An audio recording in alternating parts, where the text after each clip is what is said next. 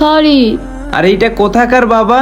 এটা আমি নেটে সার্চ দিয়ে পেয়েছিলাম। ও আচ্ছা আচ্ছা, তুমি আমাকে দিয়ে কাজ করাইবা, সেইটা সোজা সাপটাই বলবা, আমি তোমার সব কাজ করে দিতাম। আর শোনো, তোমাকে আমি একটা কথা বলি, এই তাবিজটা তাদের ঘরেই প্রয়োজন হয় যাদের ঘরে বিশ্বাস নাই।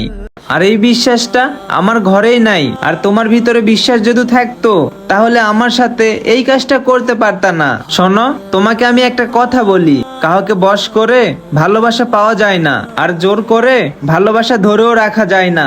যেটা মন থেকে আসে ওইটাই হচ্ছে প্রকৃত ভালোবাসা। তুমি কি আমার কথা শোনো? সারাদিনই তো তুমি তোমার নিজের কাজে ব্যস্ত। তারপর আমি ভাবলাম এটা করেই দেখি, যদি কোনো কাজে আসে। এদিকে আসো। আর শোনো, কোনো তাবিজের দরকার হয় না যদি কেউ তোমাকে মন থেকে ভালোবাসে। আর কোনো তাবিজ কিচ্ছুই করতে পারবে না যদি তোমাকে কেউ না ভালোবাসে। আর যদি কোনো মানুষ বসে আনতে পারতো তাহলে সব মানুষই সব কিছু করতে পারতো। আর এই সমস্ত কাজ নাটক সিনেমায় মানায়, বাস্তবে না। যদি কেউ পারতো তাহলে সে নিজেই বড়লোক হয়ে যাইতো, 400-500 টাকার বিনিময়ে এ সমস্ত কাজ করতো না।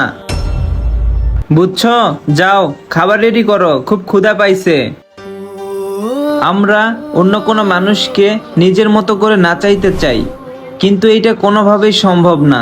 একটা কথা মনে রাখবেন, ভালোবাসতে কোনো বশীকরণ লাগে না, ভালোবাসাটা হয় মন থেকে, তাবিজে বন্দি করার মতো না। আর ভিডিওটা দেখে আপনাদের শিক্ষা নেওয়া উচিত।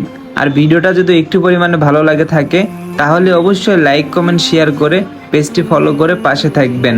ধন্যবাদ সবাইকে।